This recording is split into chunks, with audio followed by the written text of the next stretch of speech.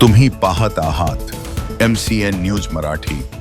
चिखला येथील घटनेसंदर्भात नागरिकांनी अफवांवर विश्वास ठेवू नये।